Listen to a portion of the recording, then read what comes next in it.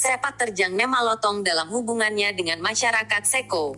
Perlu diketahui bahwa nama Nemalotong sangat populer di kalangan masyarakat Rongkong, bahkan masyarakat luar suku Rongkong pun kadang menceritakan dan mengakui jika Nemalotong berasal dari leluhur mereka, sehingga menimbulkan berbagai macam versi cerita yang berbeda, sesuai dengan kepentingan dan tujuan mereka.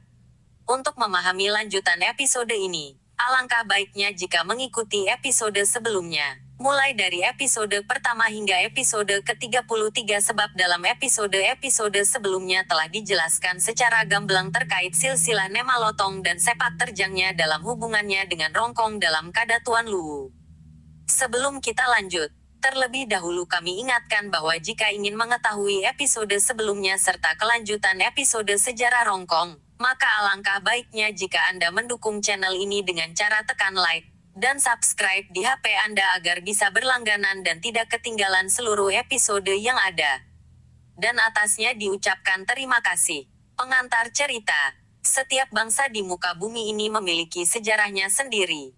Namun hanya sebagian kecil saja dari seluruh bangsa di muka bumi ini yang mengerti dan memahami sejarahnya. Kesadaran sejarah merupakan suatu dimensi historis. Dimensi ini memuat konsepsi waktu yang sesungguhnya hanya dimiliki oleh manusia yang berbudaya, karena hanya manusia yang berbudayalah yang mengenal waktu, baik waktu yang objektif maupun waktu yang subjektif. Waktu yang objektif adalah waktu yang dapat disadari bersama dan diakui oleh orang lain. Sedangkan waktu subjektif adalah waktu yang bersifat internal dan dipengaruhi oleh emosi. Di samping itu, waktu adalah merupakan penghubung terjadinya suatu peristiwa dengan peristiwa lainnya yang tidak hanya dialami oleh seseorang tetapi juga dialami oleh beberapa orang lain secara objektif dan artinya terdapat di dalam kerangka kesadaran waktu. Peristiwa atau kejadian yang dialami oleh suatu masyarakat atau bangsa di masa lampau merupakan pengalaman sejarah yang sangat penting dan berharga bagi bangsa tersebut. Bahkan tokoh-tokoh masyarakat menganjurkan agar belajar dari sejarah masa lalu, agar dapat menyongsong keberhasilan di masa kemudian hari. Dengan demikian, sejarah merupakan arti yang sangat penting dalam kehidupan suatu bangsa, karena peristiwa sejarah yang telah terjadi pada masa lampau dari sebuah bangsa itu akan menjadi suatu pedoman atau pegangan hidup dari bangsa tersebut di masa sekarang dan masa depan. Dalam lingkup waktu, oleh para ahli mengupasnya dalam beberapa dimensi dan pembagian. Pembagian waktu tersebut dituangkan dalam cerita yang lebih dikenal dengan sebutan sejarah. Kehidupan masyarakat sebelum mengenal tulisan disebut zaman prasejarah. Zaman prasejarah berlangsung sejak manusia ada sampai manusia mengenal tulisan. Pada zaman ini kebudayaan hanya dapat diwariskan secara lisan dan melalui benda-benda kebudayaan. Cara untuk mewariskan masa lalu kepada masyarakatnya diantaranya adalah melalui keluarga, di mana dunia keluarga merupakan dunia sosial yang pertama sekaligus yang paling berkesinambungan bagi seseorang. Kemampuan berbahasa, terutama melalui pembelajaran berbahasa terjadi pertama kali melalui keluarga. Dalam keluarga pula seseorang diperkenalkan dengan unsur-unsur utama kebudayaan. Pewarisan dalam keluarga dilakukan secara bertahap, mulai dari yang sederhana dan mudah dipahami menuju ke sesuatu yang kompleks atau rumit. Namun yang sering menjadi pokok perhatian keluarga adalah kebudayaan non-material seperti pengetahuan dan kepercayaan, nilai, norma, bahasa, dan cerita dongeng. Kebudayaan non-material yang dimaksud adalah kebudayaan non-material sebagaimana dipahami dan dihayati dalam suku atau kelompok masyarakatnya.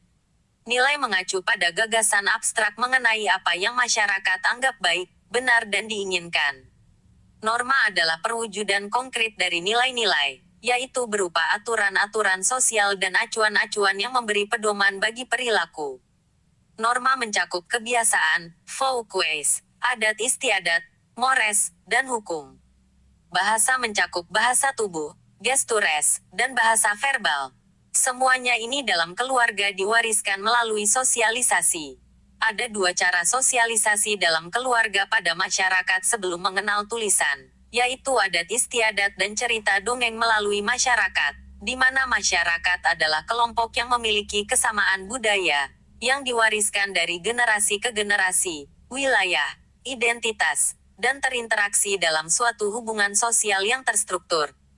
Masing-masing anggota dalam masyarakat saling membutuhkan, saling mengisi, dan saling melengkapi. Hal ini disebabkan karena tidak ada manusia yang bisa hidup sendiri tanpa orang lain. Kali ini, channel Rongkong dan Sejarahnya mengupas tentang sepak terjang Nemalotong dan hubungannya dengan masyarakat Rongkong Seko. Lanjut diceritakan.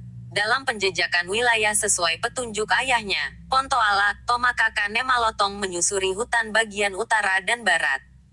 Konon, di suatu hamparan hutan yang terletak di sebelah atas Tambulang, daerah di wilayah Kecamatan Seko, Nemalotong menemukan seorang anak tanpa ayah dan ibu yang hidup sendirian di hutan belantara. Tomakaka Nemalotong membawa anak yang ditemukan tersebut, dan karena melihat tanda lahir di mana telapak tangan anak tersebut berbulu, maka Nemalotong memberinya nama Hulu Palak, yang berarti tapak tangan berbulu. Dalam perjalanan kehidupannya bersama Tomakaka Nemalotong, Hulu Palak banyak mendatangkan permasalahan. Sebagai orang tua, banyak harta Tomakaka Nemalotong yang habis tidak jelas peruntukannya. Bahkan Nemalotong sampai berhutang hingga ke daerah Tanah Toraja tanpa sepengetahuannya karena ulah dari Hulu Palak. Setelah ulah Hulu Palak yang menimbulkan banyak hutang bagi Tomakaka Nemalotong terlunasi, beliau berpikir dan menyadari bahwa kehadiran Hulu Palak hanya membawa banyak masalah dalam kehidupannya. Maka Nemalotong memutuskan untuk mengembalikan Hulu Palak ke tempat asalnya di hutan belantara tempat di mana dia ditemukan. Pada akhirnya Tomakaka Nemalotong membawa dan meninggalkan Hulu Palak untuk kembali hidup sendiri di hutan. Konon, dalam perjalanan hidupnya, Hulu Palak bertemu seseorang di hutan tersebut dan orang tersebut sering mengantarkan makanan kepadanya. Orang asing tersebut juga hidup sendiri dalam hutan tersebut yang diistilahkan oleh masyarakat sebagai Tumembuni. Tumembuni adalah orang yang manusia setengah gaib. Setelah mereka tumbuh dewasa bersama, akhirnya Hulu Palak berkeinginan untuk kembali ke Kanandede tempat asal-usul dirinya menurut yang disampaikan oleh orang tua angkatnya yaitu Nemalotong dengan maksud untuk mendapatkan pasangan agar dapat membina keluarga dan mempunyai keturunan. Atas keinginan Hulu Palak tersebut, orang asing yang selama ini bersamanya membuka jati dirinya, dan tanpa disadari oleh Hulu Palak, ternyata orang yang bersamanya selama ini di hutan adalah seorang perempuan. Dan setelah orang asing itu mengungkapkan jati dirinya kepada Hulu Palak, maka Hulu Palak pun mengurungkan niatnya untuk kembali ke Kanandede karena keduanya sepakat untuk membina rumah tangga bersama. Pada akhirnya mereka tinggal menetap bersama di dalam hutan yang wilayahnya berada di sebelah atas Tambolang Sungai Betue. Setelah berlangsung beberapa tahun, mereka pun memiliki beberapa orang keturunan, yaitu anak pertama diberi nama Tu Padang, anak kedua diberi nama Tu Balong, anak ketiga diberi nama Tu Pohoneang, dan anak keempat diberi nama Tu Hoyane. Setelah keempat putra Hulu Palak tumbuh dewasa, maka mereka pun masing-masing membina rumah tangga. Anak pertama Tu Padang menikah dengan seorang perempuan dari Kulawi Sulawesi Tengah, sedangkan ketiga adiknya, yaitu Tu Balong, Tu Pohoneang, dan Tu Hoyane menikah dengan perempuan dari Pulio dan Aral Lemamuju.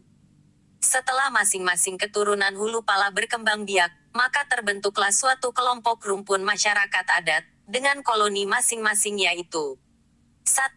Rumpun masyarakat adat Tu Padang, yang meliputi Hono, Turong dan Lodang. Yang dianggap sebagai orang tua atau yang dituakan dalam kampung tersebut, diberi nama Tobara. 2. Rumpun masyarakat adat Tu Balong, yang akhirnya berubah nama kampung menjadi Tu Ambalong, meliputi masyarakat adat Ambalong, Sae, dan Lambiri. 3. Rumpun masyarakat adat Pohoneang, yang kemudian berubah nama kampung menjadi Tu Powanean, meliputi Kalaha, Longa, Poak-Poak dan Pokapaang. Dan sekarang bertambah Poyehang. 4. Rumpun masyarakat adat Tu Hoyane, yang meliputi Patahe dan Katuhoan, juga dipimpin oleh seorang Tobara. Konon, keempat wilayah adat tersebut merupakan wilayah kekuasaan Tomakaka Nemalotong yang batasannya di Kanandede sampai ke Gunung Buntu, Sandapang dan Arale, wilayah Polmas. Demikian diceritakan untuk kemudian bersambung di episode berikutnya. Jangan lupa like, subscribe dan share. Ketang TTI, Piran Polepi Antasipaka Inga. Ketang inde, umba pole pitasi palambi. Ketang temarasan, umba pole piwatu tasi kambaro. Tabe, salamaki anta pada salama. Ko masih manglako kita solangasan.